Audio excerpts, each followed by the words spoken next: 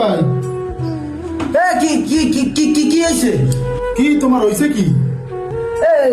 রোজা রাও তুই একটা তুই আমার ডাকছো, ক্লান্ত হয়ে গেছি।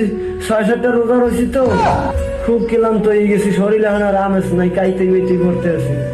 কিছু খাও টাও নাকি? রোজা গেল একটা আইবি না তাই মাথায় ওর যদি কও 6-7টা রোজা রইয়া লাইছো, কিছু খাও টাও। তুই তুই জানো আমি রোজা কয়টা রয়েছি?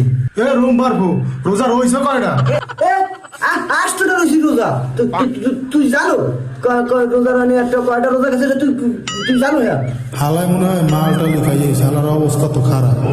রোজা গেল একটা হালায় 27টা রইয়া গেল। ভাই কিছু মনে করিস না, 30 রোজা চিন্তায় আমি শেষ হয়ে গেছি।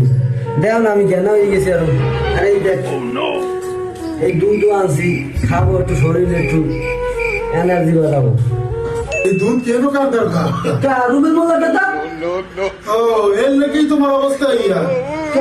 রোজা একটা জায়গায় 6-7টা হয়ে গেছে এই পানি দেয়া দুধ খাইলে এই রুমেরই হবে। আমি এত টাকা দুধ কিনে আর তুই দুধের নামে বদনাম দাও।